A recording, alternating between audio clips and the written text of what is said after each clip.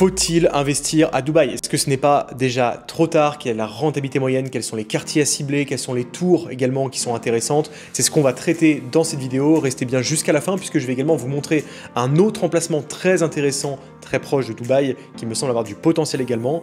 On commence tout de suite cette vidéo.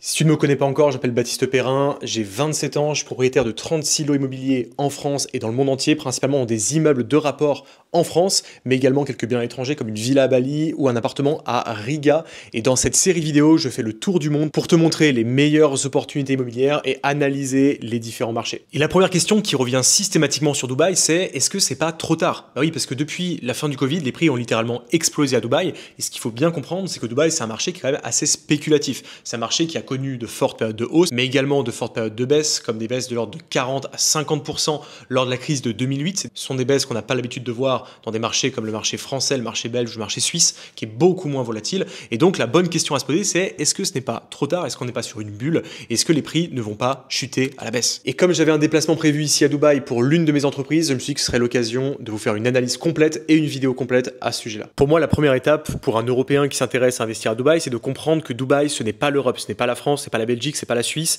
c'est extrêmement différent en termes de logique. La ville est immense, beaucoup plus que Paris, mais elle est également beaucoup moins peuplée. C'est-à-dire que c'est des villes qui sont vraiment étalées en longueur dans plein de quartiers différents, et donc le choix de l'emplacement est d'autant plus important, puisqu'il y a des grandes autoroutes qui relient les différents quartiers. On peut prendre beaucoup de temps à se déplacer, il y a également beaucoup de trafic routier, donc beaucoup d'embouteillages, beaucoup de temps de déplacement, et donc le choix de l'emplacement est extrêmement important.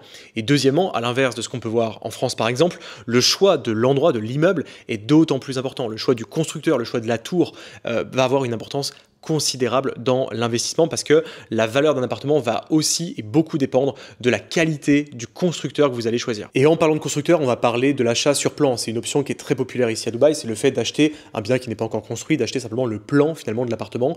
L'avantage, c'est qu'il est possible de payer en plusieurs fois, d'avoir une sorte de financement de la part du promoteur.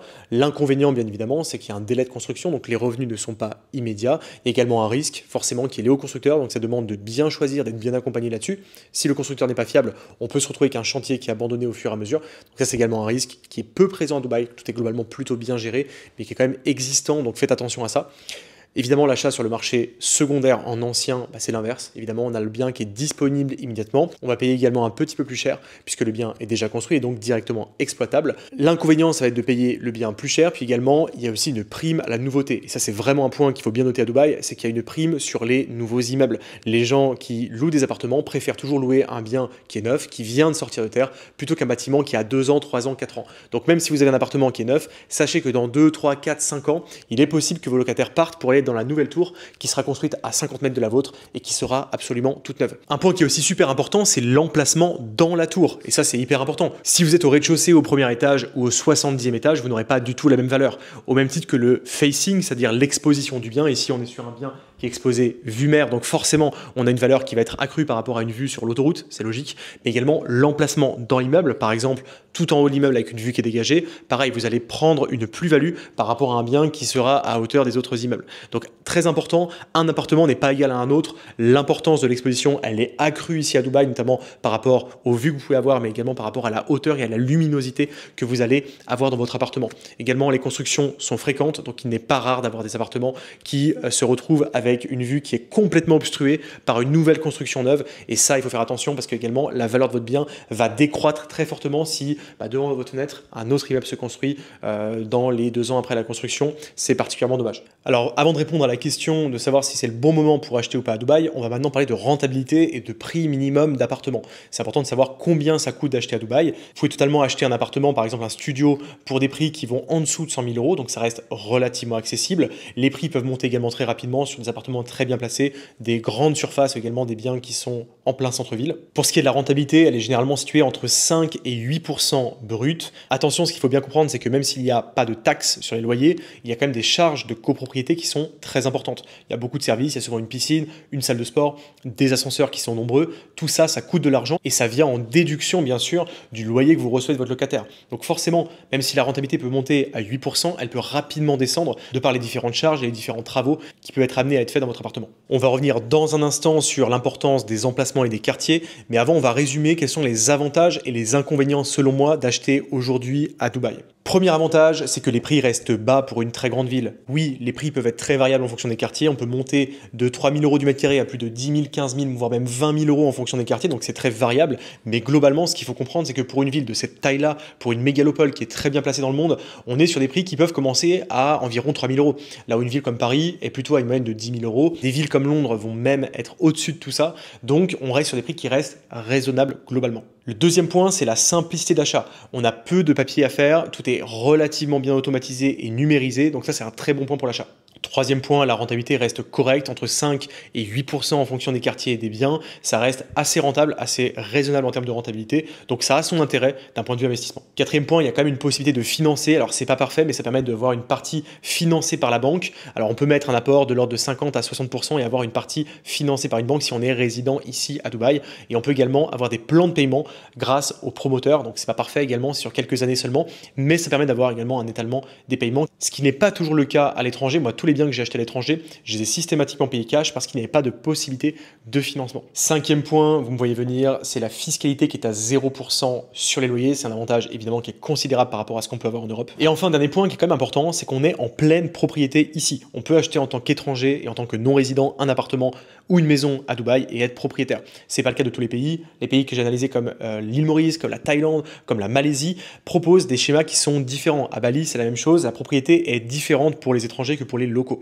Ici, on a un vrai régime de pleine propriété, donc c'est également un très gros point positif. Maintenant, passons sur les inconvénients, parce qu'il y en a. Clairement, le premier inconvénient, c'est les taux qui sont élevés. Si vous souhaitez emprunter, les taux montent rapidement à 7 à 8% par an, donc les taux sont quand même assez importants par rapport à ce qu'on connaît en France, qui sont en dessous des 3% actuellement, donc ça fait une différence qui est colossale sur le long terme. Deuxième point, c'est la volatilité des prix. Alors ça va dans les deux sens, ça peut monter très vite, comme ça peut redescendre très vite. On a vu par le passé des baisses de l'ordre de 50%, c'est des choses qui n'arrivent jamais en Europe. On n'a jamais vu de baisse de 50% sur une année en France, donc ça c'est également un point à garder en tête. Ça va avec une capacité à gagner beaucoup d'argent rapidement en termes de valorisation. Forcément, l'opposé va ensemble, ça peut descendre également très vite. On a aussi la problématique de la construction massive qui peut venir faire baisser la valeur d'un bien. Vous allez acheter un bien dans une tour, une deuxième se construit juste à côté avec un meilleur constructeur, une meilleure qualité, la valeur de la vôtre va venir diminuer. Donc on a une forme d'insécurité sur la valeur du bien de par les nouvelles constructions qui se font. Et enfin, le financement n'est pas toujours intégral. Il faudra toujours mettre un apport pour financer ici un projet à Dubaï, ce qui n'est pas le cas en France et en Europe. Alors est-ce qu'il est trop tard finalement pour acheter à Dubaï? Est-ce que c'est le bon moment? Est-ce qu'il faut investir? Et si oui, où?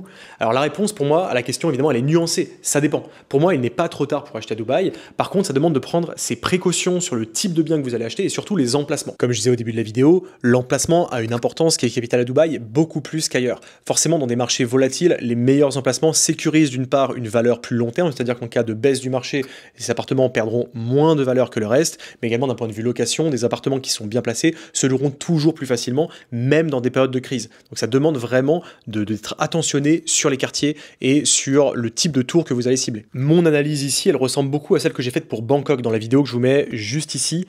Cette vidéo, je l'ai faite sur l'investissement en Thaïlande au sens large, mais j'ai vraiment analysé en profondeur Bangkok, qui est une ville très particulière. Il y a beaucoup de constructions aussi, beaucoup d'appartements qui sont vides. Et en fait, ce qu'il faut comprendre, c'est que la majorité des appartements se ressemblent. On est sur des une chambre ou deux chambres. Et les grands appartements, les appartements luxueux, c'est un marché qui est vraiment à part. Et au final, vu que la majorité de la construction se fait sur le même type d'appartement, eh bien, ça devient intéressant de cibler des biens luxueux, des biens à des prix très haut de gamme, parce que forcément, il y a moins de concurrence. On est sur une cible de personnes qui a les moyens, qui peut acheter beaucoup plus facilement. Et donc, je serais tenté de dire qu'à Dubaï, le choix que je ferais moi en investissant ici, c'est d'aller cibler à la fois des emplacements premium, mais également des biens de luxe, des biens vraiment très haut de gamme. Donc, on va parler vraiment d'emplacements exceptionnels, d'un emplacement dans la tour vraiment en hauteur, donc avoir une vue qui est dégagée, d'avoir un appartement de très grande surface, bref, d'aller cibler vraiment des biens qui sont très haut de gamme, parce que c'est les biens qui sont les plus liquides, les biens qui sont également le plus à même de conserver leur valeur sur le long terme.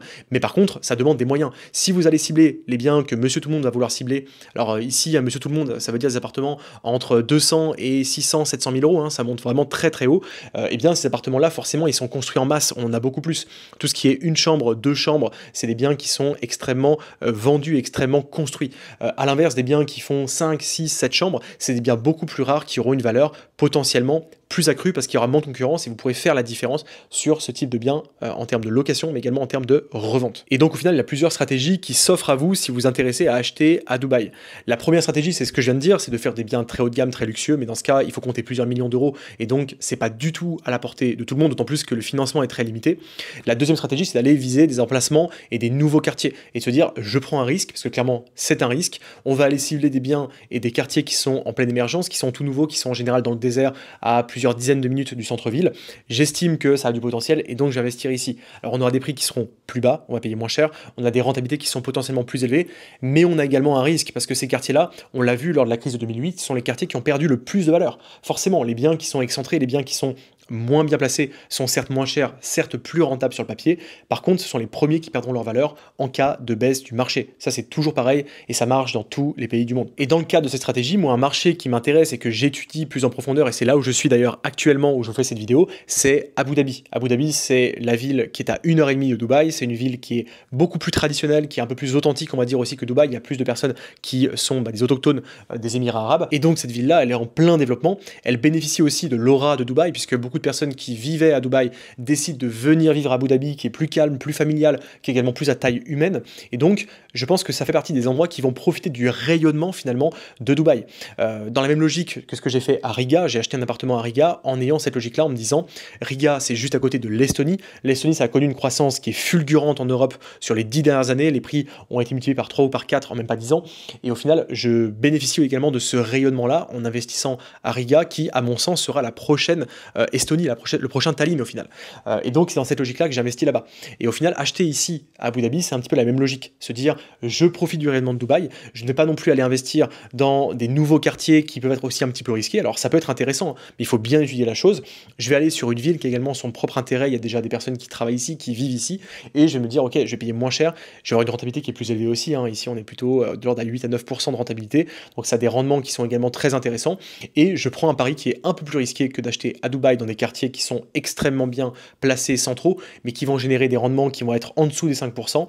Par contre, eh bien, je vais m'exposer à un rendement qui est plus élevé avec le risque qui va avec, c'est totalement logique. Dubaï, c'est un marché qui a récemment explosé. Est-ce que ça va continuer? Personne ne peut le savoir. Par contre, ce qui est sûr, c'est que ça demande des moyens d'y investir. Il faut avoir plusieurs centaines de milliers d'euros minimum en cash à investir. Donc clairement, c'est pas pour tout le monde. Si tu fais partie des personnes comme moi qui ont cette possibilité d'avoir de l'argent disponible pour investir cash dans des biens à l'étranger, comme j'ai pu le faire dans ma villa à Bali, ça peut être un marché qui t'intéresse. Dans ce cas, fais attention à bien cibler les quartiers et surtout fais-toi accompagner d'une personne de confiance sur place. Si par contre tu es au début de ton parcours immobilier, tu as envie d'investir, tu as envie de créer une activité immobilière pour en vivre, mais par contre tu n'as pas forcément des centaines de milliers d'euros sur ton compte en banque pour lancer l'activité sans passer par la banque.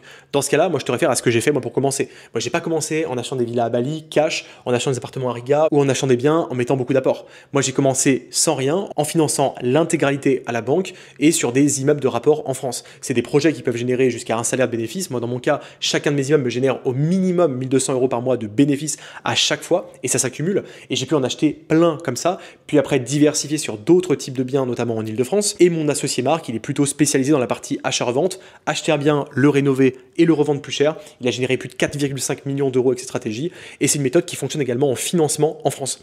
Donc ça c'est un bon moyen de se lancer, puis dans un second temps de pouvoir s'intéresser du coup à ce type de marché comme celui de Dubaï, d'Abu Dhabi, etc.